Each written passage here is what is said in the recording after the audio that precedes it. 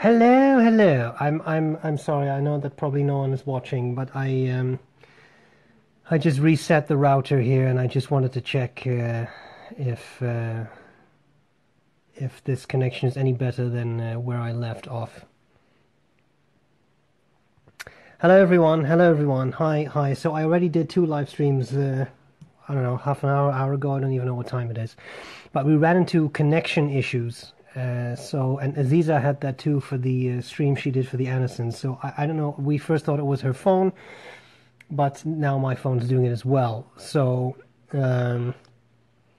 hello, Paul.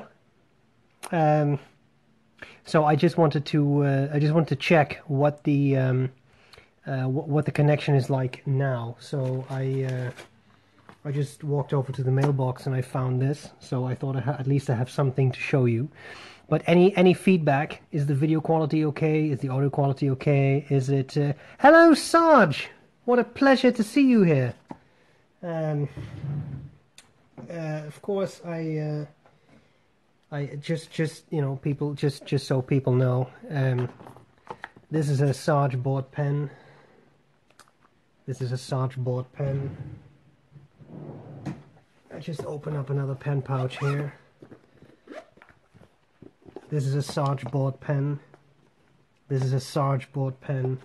And this is a Sarge board pen. So Sarge, for those of you who are unfamiliar, Sarge is the one-man pen show. And yeah, this is the danger of being in the circles of the one-man pen show, as he is widely known. Thanks, Ralph. Thanks for letting me know. I appreciate it. So quality seems to have improved. That's great. So this is my pen. I mean, I have, what is it, maybe 15, 16 pens, and 5 of those are bought from no one else but Sarge Miller. So it's terrifying. It's the impression, you know, it's just the effect that Sarge has on you. But the best thing about Sarge is not that he has an amazing set of pens for sale and in his personal collection. The most amazing thing is that he's a super nice guy. Both Sarge and his wife Jazz are amazing people and super nice. So whenever I'm at a pen show and I meet people who say, "Oh, I don't really know where to go, I'm new to this," I always say go to Sarge first, because he will take all your money and you're done for the day. Now then, I have a Sarge addiction. Yeah, tell me about it. What have we here? This is something I'm actually pretty excited about, and I've reviewed it, and then I got rid of it, and then I got another one. This is the Wingsong. Someone recently told me how to pronounce it. It was something like Wingsong. I can't say it, so my apologies. I'm going to say Wingsong. The old Chinese pen factory 590, and I'm pretty excited about this pen. Chinese-made pen. In finish, you know, fit, trims, nothing to write home about. But this is not a small pen. This is an Armando Simoni Club Bologna Extra, which is a big pen, I would say. But then this is a Wingsong 590. So you see the issue here. And the fun thing is, it's not just a cartridge converter filled pen. Yes, it's plastic, and it's old, and it's these pens, you can still get them on eBay. Arometric converter, not bad. Large ink capacity, because there's a big sack in there. She said. Anyway, so we have this. And oh, good you got some, Ralph, because this is a fun pen. But look at this, that's big. And I recently had someone contact me, and he said I suffer from arthritis in my hands, and I'm looking for a pen that won't set me back too much financially, but that's a bit bigger. So I said, well, get this. And then I thought, you know what, I need another one. I need to do some How Do You Like Me Now on this, or something like a revisited video. It even looks like an ebonite fee to me. Now that might be wishful thinking. It actually, I even think there's a bit of mold on this, so it really needs a good cleaning, that's for sure. But these pens are fun, and they're big, and you know, you can buy this for $1,200, or you can buy this, and this cost me $4 including shipping from China. Is it going to give you the same writing experience? Absolutely not. It just won't. It's not going to happen. It is different. But hey, it's a big pen, and that's a lot of fun because I mean you could do a lot worse. I just brought all my pens to clean upstairs because I had a more normally sized pen in there.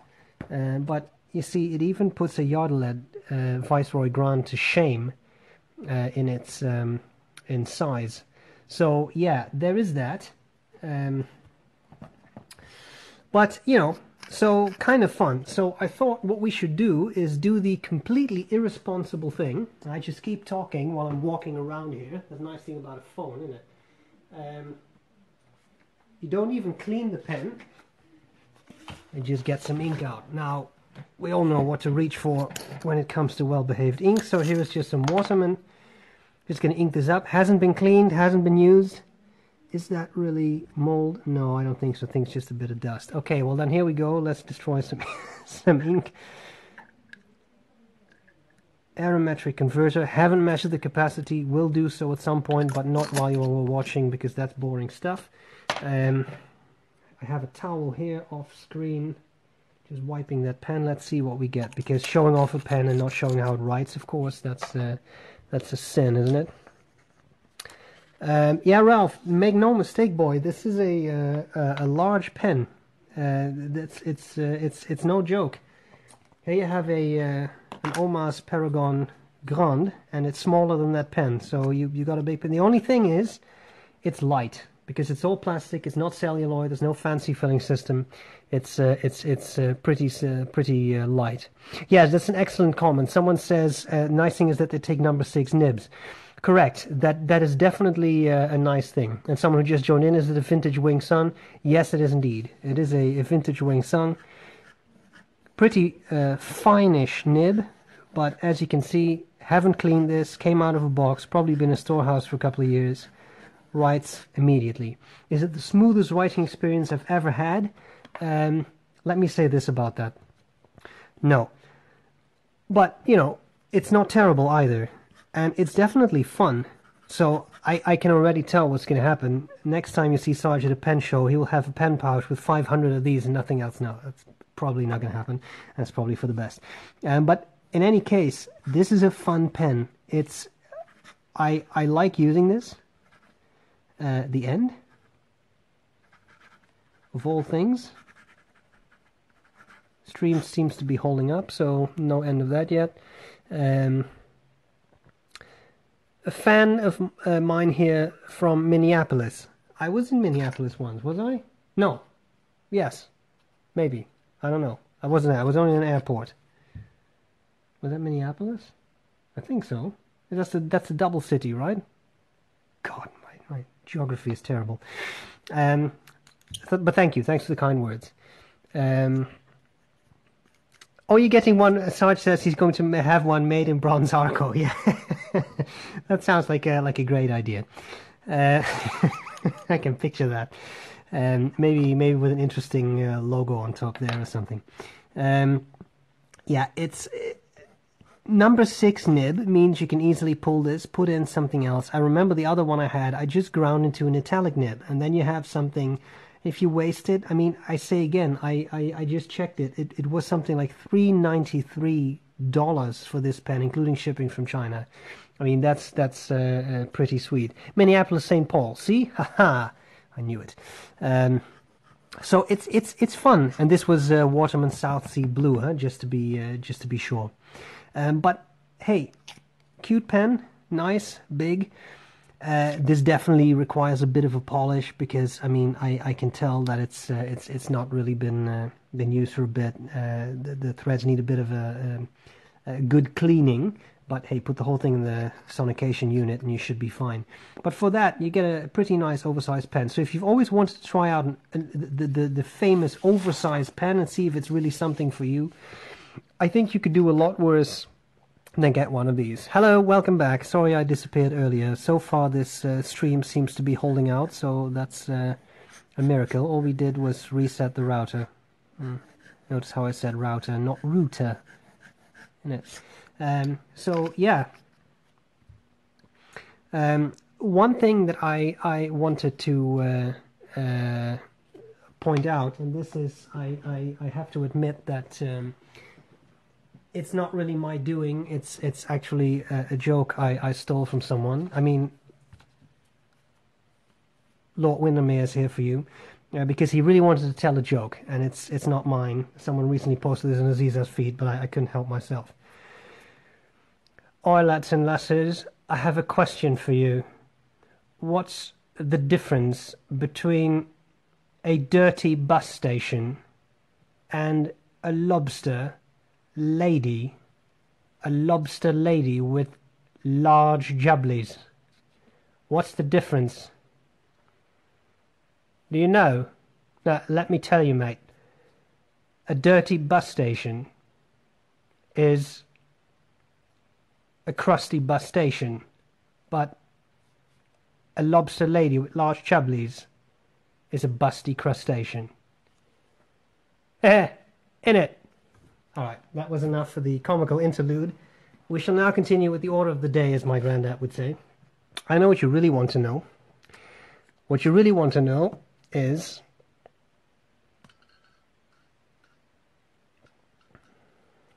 My goodness, a leakage.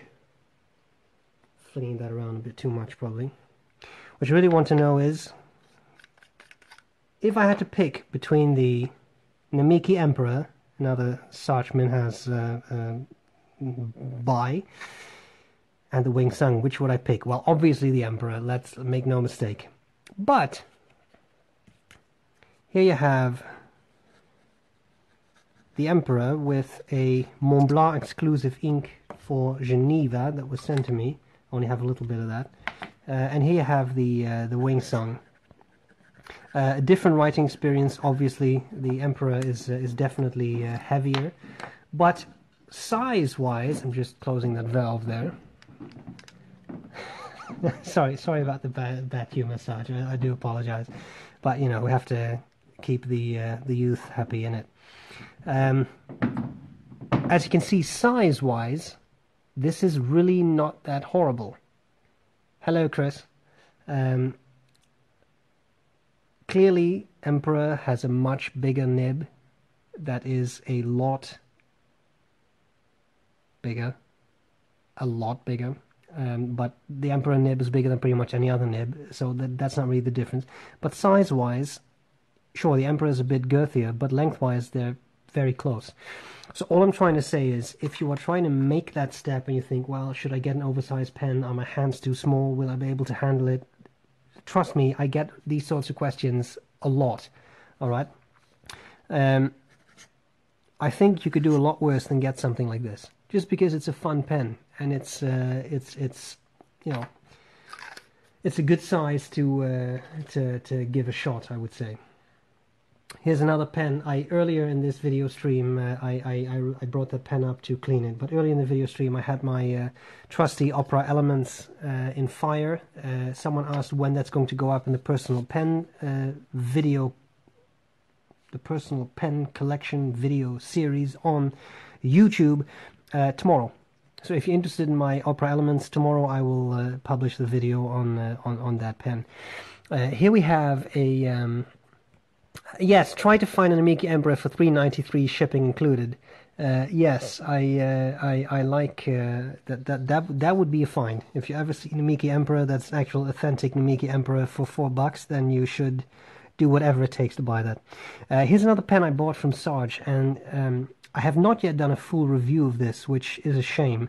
But I, believe it or not, I'm actually planned. My videos are scheduled up to the second week of January now of 2018. That's how many reviews I have scheduled and up and coming. So the Stipula Etruria,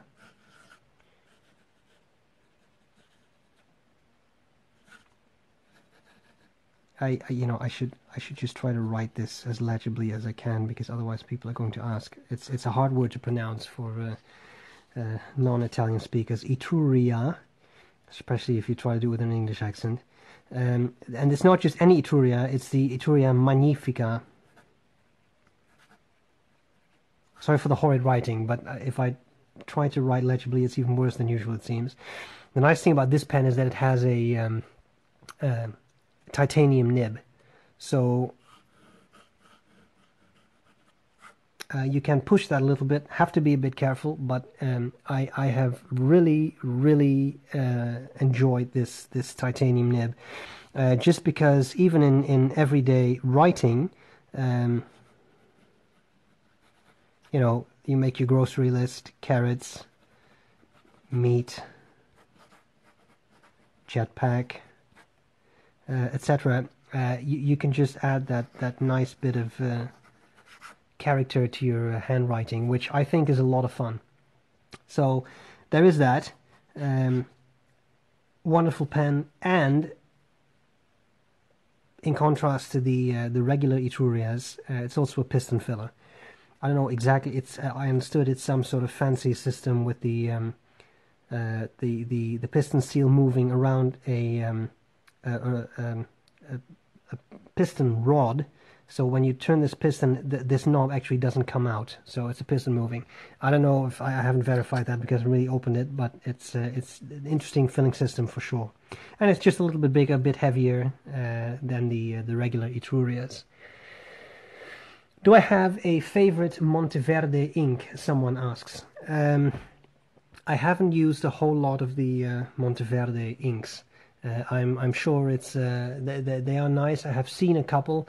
One thing I really like about those is that they are very affordable, which is always nice. I mean, that's affordable nibs are definitely affordable inks are definitely interesting. But I don't really have a favorite. One thing I'm trying to get a hold of. I will have to talk to my good friends at Anderson Pens, I think, is see if they can lend me one of those new Monteverde Giant Sequoia Giant. Monteverde made this big new pen, and I think that will be a popular review. So see if they can lend me one. Yes, Sarge chimes in and says this pen actually basically has a captive converter. Yeah, that's kind of what it feels like. Still, nice ink capacity, and that nib is quite something.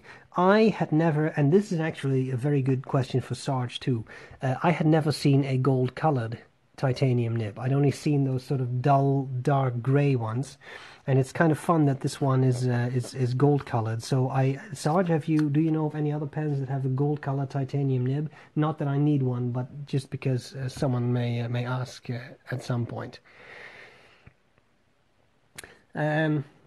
Yeah, so that's something I had coming up. I did a whole bunch of reviews the other day. The Visconti Giardino dell'Eden from Giardino Italiano, the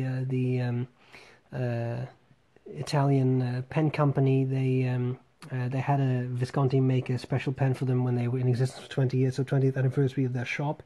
That I shot yesterday. I shot the Rotring art pens. Rotring makes a nice calligraphy set. It was kindly sent to me, so I shot the review of that. I know calligraphy pens are popular. The nice thing about that is that it had 2.3mm nib, so that's always nice.